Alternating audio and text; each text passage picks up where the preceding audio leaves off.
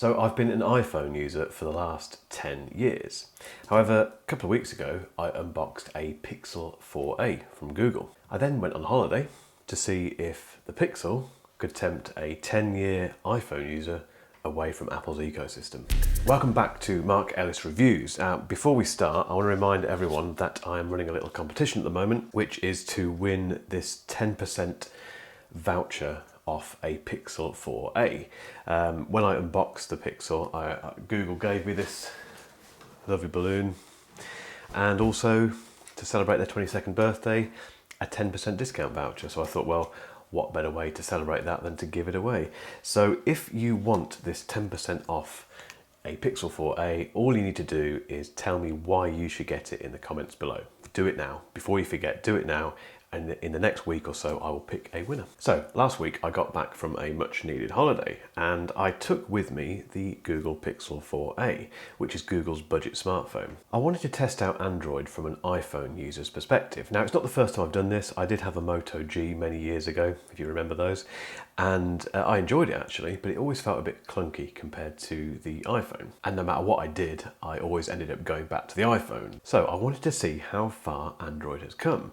And this is a fascinating phone, mainly because it's £350 in the UK, which is very cheap for a smartphone. My iPhone was 1,200 quid when I first bought it, but also because I've heard an awful lot about the camera on this phone, and I'm just curious to see how Android works out in terms of usability and how it compares to iOS. So if you're thinking potentially about buying a low-cost Android phone or even one of their flagship phones, and you're coming from Apple, I've got some thoughts that I think you're going to find very, very interesting. Let's get into it.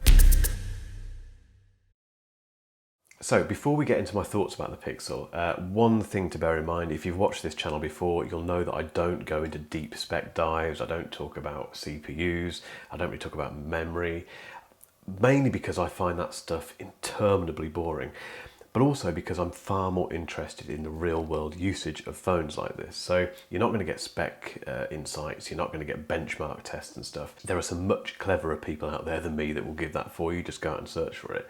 What you're going to get in this video is an honest opinion on how this thing performs in everyday life. That said, there are some elements of the specs of this phone which I do find particularly interesting, and they are: it has an OLED screen, which is the same as my, not the same screen, but it's the same technology as the screen in my iPhone XS Max.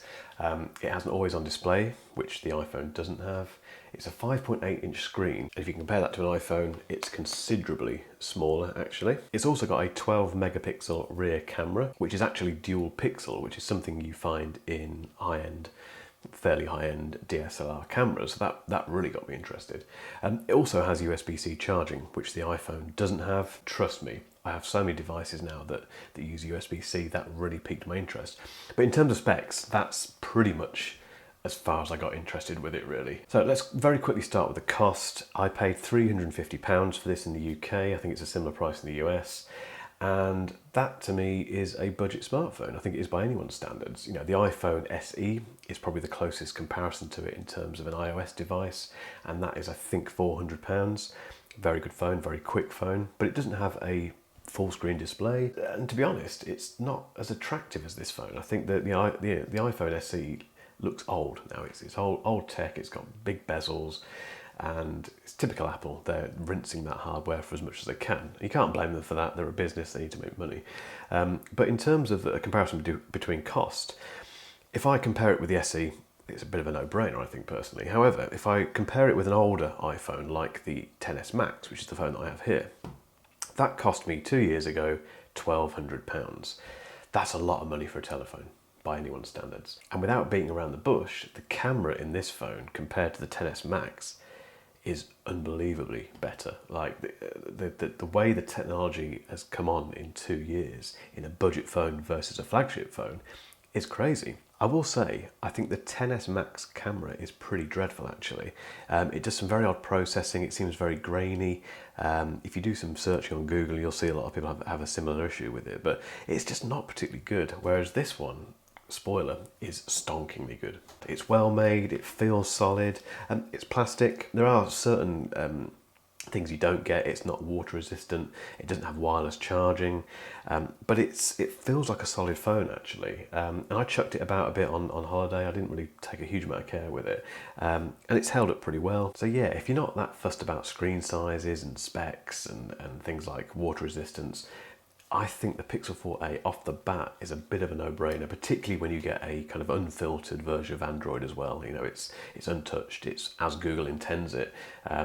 I think it's a bit of a no-brainer. One of the biggest differences between the iPhone experience and the Android experience on the Pixel is the fact that you don't get Face ID or any kind of face detection on the on the Google phone. Instead, they give you this little fingerprint reader on the back, which takes me back a bit because obviously Touch ID, I used to have that on my previous iPhone. I'll be honest, it's a bit ham-fisted. They place it on the back of the phone, and the idea being really that you place your finger there. So when you pick it up, you place your finger there and away you go. Now, it works very well in terms of recognising your finger. I've not really had many instances where it hasn't recognised it, apart from when my finger's been wet, which is what you expect. It's the placement of it that I have a problem with. I feel like I have to train myself to put my finger there. Whereas with Face ID on the iPhone, and actually Touch ID on the iPhone as well, just felt much more natural really. With this, I just have to remember to do it.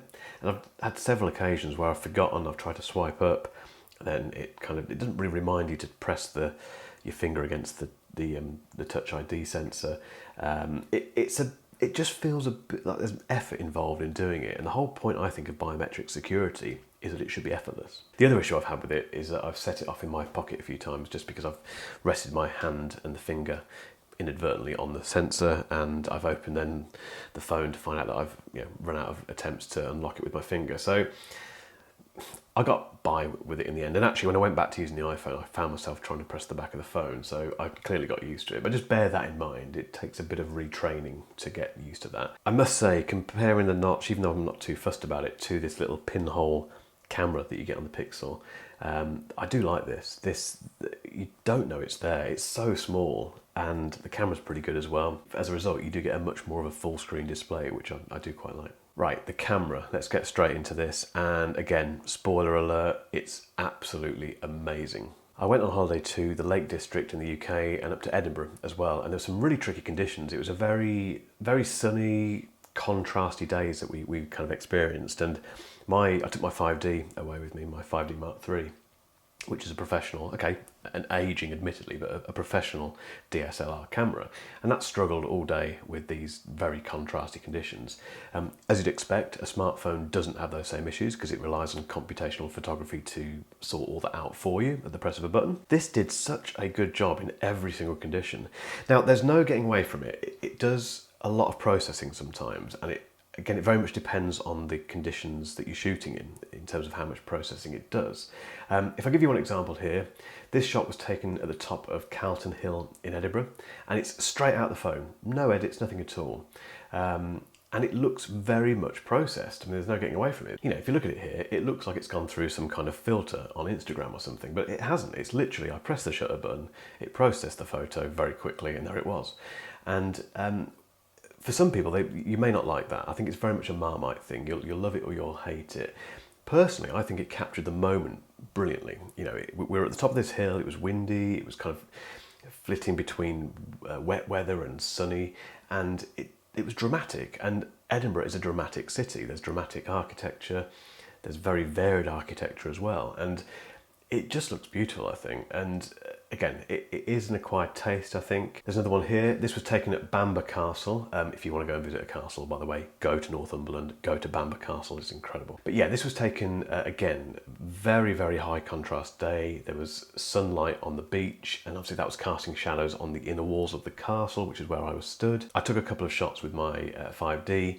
It really struggled. I've not processed them yet, but trust me, that will take a lot of processing in Lightroom to make it look good. This phone, I composed the shot just over that Canon, took the photo, within seconds it was done, and it looks like that. Again, that's straight out the camera, that's what you're looking at there. It's not been processed, I haven't touched it.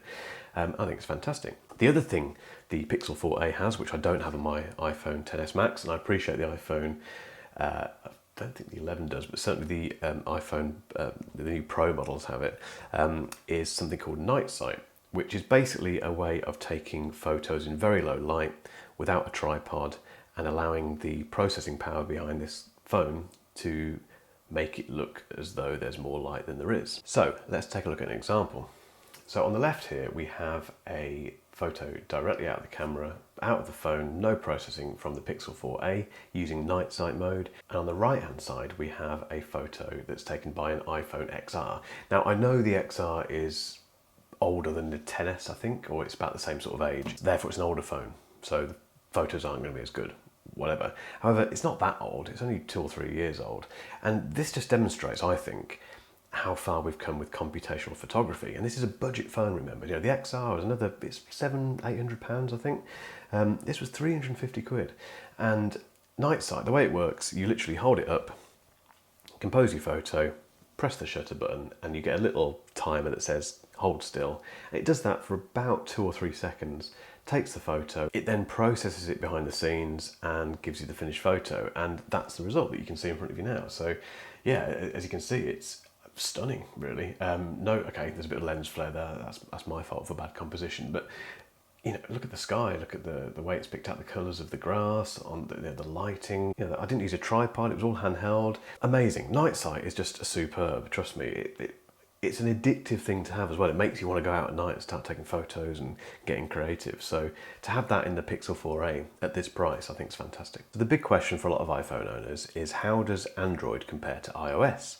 And my early experiences of Android were many years ago, and back then it felt very sluggish. You know, the scrolling always didn't feel particularly smooth, and it just didn't feel as polished as iOS. I'm happy to say the version of Android that you get, certainly with the Pixel, doesn't have any of those issues. It really doesn't. It's smooth, it feels very iOS-like.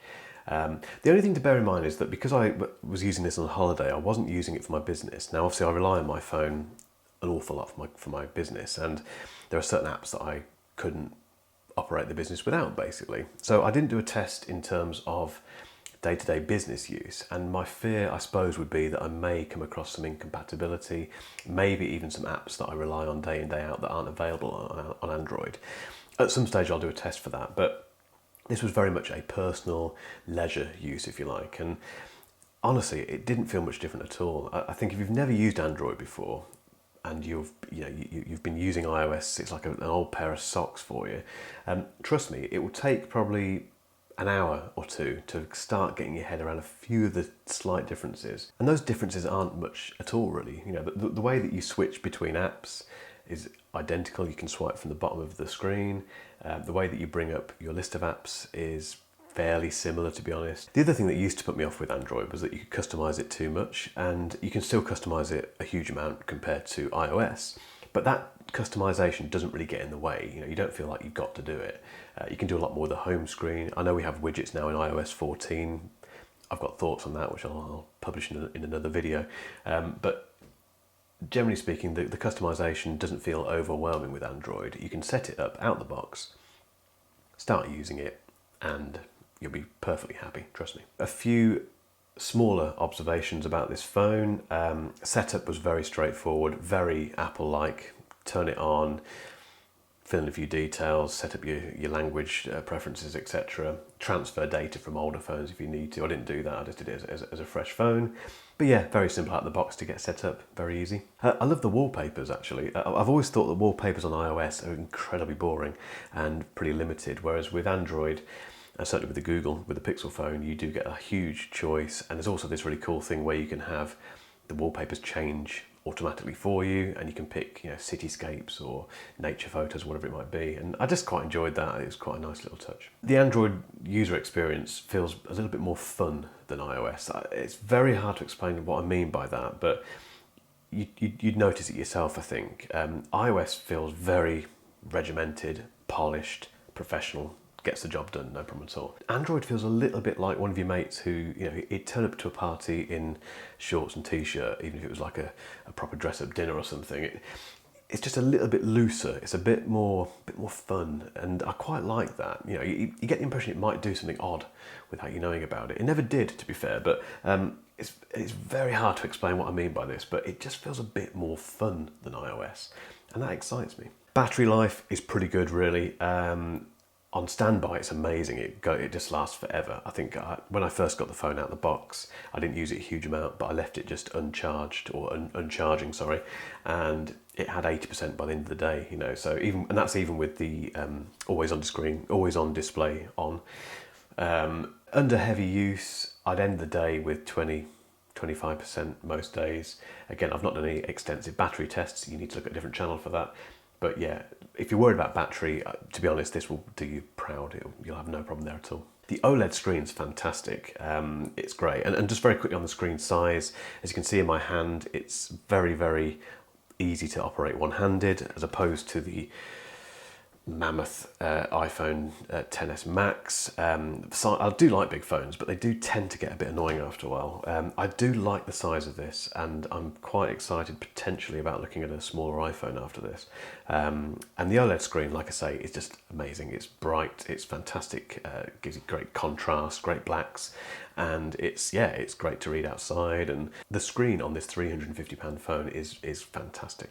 I love the always on screen, it's fantastic. Just a very quick glance, you can see your notifications, you can see the time, and I turned on the now playing option, which basically listens to music that's taking place in the background and will tell you the song and the artist. And I just like that, I think that's pretty cool. So yeah, that was a nice little feature, which I wish the iPhone had. USB-C charging, it's just so convenient. You know, I've got my USB-C MacBook, USB-C iPad Pro, my headphones charge via USB. In fact, the only thing that doesn't charge via USB at the moment is my iPhone. So to have this phone charged via USB was just so convenient. So the big question, am I switching from Apple to Android? No, afraid not. And it's not the fault of this phone at all. This phone is fantastic. If you fancy switching from iPhone to Android, trust me, the Pixel 4a is great. Even if you pick it up and use it for just 6 months, I know you can't throw away £350, but if you've got a bit of cash to spend and you want to try it out, just get one, try it out. Trust me, I think you'll love it, but I can't switch. And the reason for that, there's two reasons. I'll come on to the main reason in a moment. The smaller reasons, which can be overcome, are the fact that I'm welded into Apple's ecosystem. You know, if I just look at some of the things I do each day or the things I rely on. So on Apple, I have Apple Music, I have certain apps that are obviously related to Apple only. All my photos are in Apple Photos. I use Safari's password manager every single hour of the day. I use iMessage, admittedly only for one message group, but I do use it, and those two mates would get a bit cheesed off if I couldn't text them.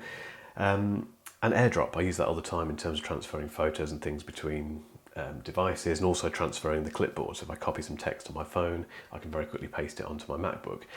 Apple are very clever about putting these little things into their devices which link them all up, and you just get used to using. Now obviously if I switched to the Android platform, I lose a lot of that from my phone, and it would be an issue. Like I say, I only use this from a leisure perspective during the testing, and I know that if I came back and carried on using it for work, it would start very quickly to become a bit of an issue, simply because of me being welded into Apple's ecosystem. So it's not the fault of this phone, it's more my fault for being very single-minded in terms of Apple. But there's one other huge reason I can't switch, and that is this. Now this is the Apple Watch Series 6, which I unboxed recently and I will be doing a full review on very soon. And I love the Apple Watch. It's my favourite Apple device by quite a long way. You know, I've had one since the very start, since they were first launched. And I took it on holiday with me. I wore it every day. But because I was using this phone, this was relegated to more of a watch, obviously, but also a fitness tracker. And that was it, really. It didn't do anything else. And I missed it. You know, I didn't get the notifications that I'm used to from messages and other things. And yeah, I'm not ready to give this up. There's not, in my opinion, I may look into it, but there's not, in my opinion, a Android equivalent of this which deserves my attention.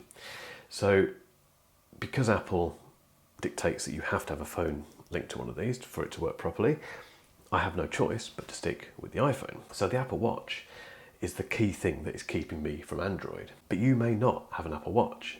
And my advice would be, if you've been using your iPhone for many years and you're a little bit bored of it, a little bit bored of iOS, you don't have an Apple Watch, you're not really tied into the ecosystem in any great way. If you're not me, basically, and you fancy dipping your toes into Android, get a Pixel 4a. It's £350. It's an amazing camera. It's got fantastic battery life. It's snappy, quick, well built. You know, you're getting the purest version of Android you're ever going to get anywhere else. It's just a great phone. I would really recommend it. However, if you are locked into the Apple ecosystem and you're thinking about getting a MacBook Pro, but you're a little bit unsure because of the whole Apple Silicon thing, I recently did a review, well, a long-term review of the MacBook Pro 16-inch, and it's got lots of feedback, which has been fantastic, and I think you might find it interesting. So carry on watching to get a link for that video, and in the meantime, thank you very, very much for watching. See you next time.